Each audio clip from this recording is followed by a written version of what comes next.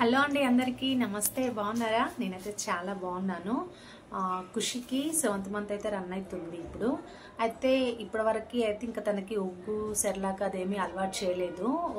ఉగ్గు ఇంట్లోనే ప్రిపేర్ చేస్తే మంచిదా, లేకపోతే షాప్ నుండి తీసుకొచ్చిన సెర్లాక్ అయితే మంచిదా అని ఇప్పటివరకు ఏం పెట్టలేదన్నమాట. అయితే జున్నుకి మేము షాప్లో ఇన్స్టెంట్గా తీసుకొచ్చి పెట్టే వాళ్ళమి. తనకు అది అస్సలు సెట్ అవ్వకపోయేది అనమాట. పాపం మూకే వామిటింగ్స్ కానీ మోషన్స్ కానీ అలా అవుతుండేవి.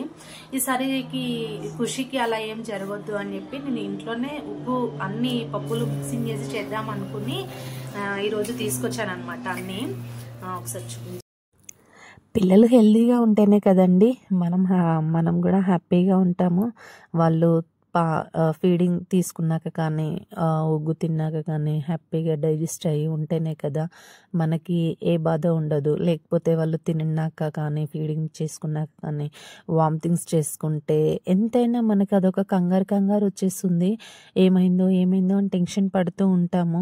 ఇవన్నింటికంటే బయట తీసుకొచ్చే ఫుడ్ కంటే ఇంట్లో ప్రిపేర్ చేసిందే బెస్ట్ కదా అని చెప్పి నేను ఇంతకుముందు ఎవరైనా చేసిన వాళ్ళు ఉంటే కామెంట్ అయితే చేయండి, ఎవరైనా ఇలా చేశారో. నేనైతే ఇంతకుముందు చేయలేదు కాబట్టి ఇప్పుడు వీడియో తీస్తున్నాను. మళ్ళీ ఎవరైనా ఇంకా నాలాంటి వాళ్ళు ఎవరైనా ఉంటారు కదా, అందుకోసమనే చేస్తున్నాను. కందిపప్పు, పెసరపప్పు, శనగపప్పు, మినపప్పు, ఎర్రపప్పు అంటారు కదా, అది కూడా. బియ్యం అయితే డబుల్ తీసుకున్నాను. అన్ని పప్పులైతే 100 గ్రామ్స్ తీసుకున్నాను. బాదం, కాజు, ఇంకొక రైస్ వచ్చి 200 గ్రామ్స్ తీసుకున్నాను. అంటే మరి ఎక్కువ వేసుకోవద్దో నాకు తెలీదు. డబుల్ అయితే వేసుకున్నాను, కానీ ఇంకా ఎక్కువ ఏమైనా యాడ్ చేసుకోవచ్చా? 100 గ్రామ్స్ పప్పులకి 200 గ్రామ్స్ రైస్ సరిపోతాయా? లేదు పిల్లలకి ఇంకా డైజెస్ట్ అవుతుంది, ఏం పర్లేదు, రైస్ యాడ్ చేయవచ్చా అని ఎవరైనా తెలిసిన వాళ్ళు ఉంటే కామెంట్ చేయండి. నాకు తెలీదు. నాకు తెలిసినంత వరకు అయితే చేశాను. కాజు 100 గ్రామ్స్ వేసుకున్నాను, బాదం 100 గ్రామ్స్ వేసుకున్నాను. అయితే దీంట్లో పుట్నాల పప్పు అయితే వేయలేదు. పుట్నాల పప్పు వేస్తారా వేరా మరి పిల్లలకి అది డైజెస్ట్ అవుతుందా లేదా అనేది నాకు తెలీదు. అందుకోసమని వేయలేదన్నమాట. అంటే మా పల్లీలు కూడా వేయలేదన్నమాట. సగ్గుబియ్యం యాడ్ చేశాను. సగ్గుబియ్యము అయితే నానబెట్టలేదు. అన్ని పప్పులు నానబెట్టేసి కొంచెం ఆరబెట్టేశాను అనమాట. ఆరబెట్టి బాగా గాలికి ఆరబెట్టేశాను. ఫ్యాన్ గాలికి అలా పెట్టేశాను. బాగా ఆరిపోయాయి. ఇంకా దోరగా వేయించుకుంటున్నాను అనమాట. అయితే బాదాము, పల్లీలు, కాజు అవి అన్నింటితో పప్పులతో మిక్స్ చేసి వేయించితే వేగట్లేదు, అవి అడుగుకి వెళ్ళట్లేదు అనమాట. అందుకే అవి ఇండివిజువల్గా వేయించుకున్నాను. దోరగా వేయించుతుంటే భలే కమ్మగా వస్తుంది స్మెల్, బాగా వస్తుంది స్మెల్. అయితే వేయించుకునే ముందు దాంట్లో కొంచెం జీలకర్ర, వాము, సాల్ట్ కూడా ముందే యాడ్ చేసేసుకున్నాను తగినంత. ఎందుకంటే కొంచెం డైజెస్ట్ అవ్వడానికైతే నేను అవి మిక్స్ చేశాను. అయితే నేను ఇంతకుముందు చేయలేదు కాబట్టి నాకు ఒక భయం ఉండింది. కాకపోతే కొంచెం భయం ఉన్నా కొంచెం ఏంటి అనంటే ఖుషి కంటే మా ఆడపడుచు వాళ్ళ పాప ఒక 4 months పెద్దదన్నమాట. తనకి తినిపించేటప్పుడు ఒకసారి ఖుషికి కొంచెం నాలుకకి అదే కొంచెం తగిలిచ్చాము. టేస్ట్ చూసింది, బాగా తినేస్తుంది. కానీ ఎవరికైనా పిల్లలకి ఎలా ఉంటుందండి, కొత్తగా టేస్ట్ తగిలితే వాళ్ళకి అదే తినాలి అని అనిపిస్తుంది. కానీ ఈమె కోసం చేసినప్పుడు అంటే రెగ్యులర్గా తినాలి కదా, తింటుందో తినదో అన్న టెన్షన్ అయితే ఒకటైతే ఉండింది.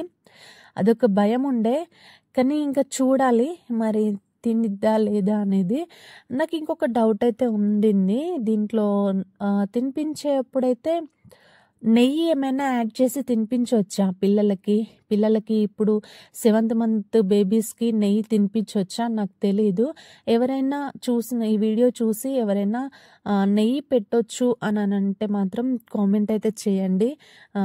హోమ్ మేడ్ నెయ్యి, అది షాప్ నుండి తీసుకొచ్చింది అయితే కాదు, ఇంట్లోనే నేనే చేశానన్నమాట. నెయ్యి ఉంది, కాకపోతే డౌట్ తినిపించాలో లేదో, మరి డైజెస్ట్ అవుతుందా లేదా అనేది డౌట్ 7th month బేబీకి. ఎవరైనా తెలిసిన వాళ్ళు ఉంటే మాత్రం కామెంట్ చేయండి. పెట్టొచ్చు అని అంటే మాత్రం పెట్టేస్తాను. ఇంకా అన్నీ దోరగా వేయించేసుకొని చల్లార్చాలి. మళ్ళీ ఎందుకంటే మిక్సీ పట్టాలి కాబట్టి ఇంకా ఇక్కడ మిక్సీ పడుతున్నాను. చాలా సాఫ్ట్గా అయితే మిక్సీ పట్టాలి, ఎందుకంటే మళ్ళీ జల్లించుకోవాలి. ఒకవేళ బరుగ్గా ఏమైనా ఉంటే అది ఉగ్గు చేసే తినిపించేప్పుడు పిల్లలకి ఇబ్బంది కలుగుతుంది కదా అని జల్లించుకున్నాను. కానీ అసలు నాకు ఏమీ రాలేదు. నేను పట్టడమే చాలా సాఫ్ట్గా, డబుల్ వర్క్ ఏమీ లేకుండా ముందే సాఫ్ట్గానే పట్టించేసాను. జల్లించుకున్నా నాకేం పెద్ద వేస్టేజ్ ఏం లేదు. ఎంత కొంచెం కష్టపడితే ఒకసారి చేసి పెట్టుకుంటే మాత్రం కొద్ది రోజుల వరకు, కొన్ని నెల 1 మంత్, ఎంత కాదన్నా 1 మంత్ ఆర్ 2 మంత్స్ అయితే వస్తుంది. వాళ్ళు ఎక్కువ ఎందుకు తింటారంటే పాపం వాళ్ళ చిన్న బొజ్జకి ఎంత తినేస్తారు, 1 టీ స్పూనే, అదే ఎక్కువ వాళ్ళకి. కొంచెం ఓపిక తెచ్చుకొని చేసుకుంటే చాలా బెస్ట్.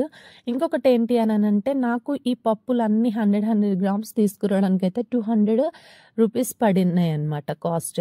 అయితే బయట ఇన్స్టెంట్ సెర్లాక్ తీసుకొస్తాం కదా, దానికి ఎంత మనీ పెడుతున్నాం మనము, వర్క్ ఉండదు, అది అలా తీసుకొచ్చి ఇలా పెట్టేయచ్చు. ఇవి పప్పులన్నీ మిక్స్ చేసి కష్టపడుతున్నాం కదా, ఇదంతా అవసరమా, డైరెక్ట్ తీసుకొచ్చి పెట్టాలి అనే వాళ్ళకి ఇదొక ఎగ్జాంపుల్ లాగా ఉంటుందని ఇక్కడ నేను వెయిట్ చూస్తున్నాను అనమాట.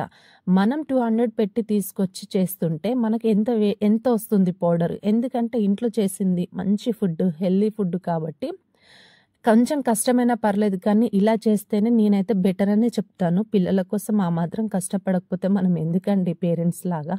అందుకే నేను ఇది మీకు వెయిట్తో సహా చూపిస్తున్నాను. అన్ని పప్పులు మిక్స్ చేసింది కాబట్టి ఇదే హెల్దీ ఫుడ్ అని చెప్తాను.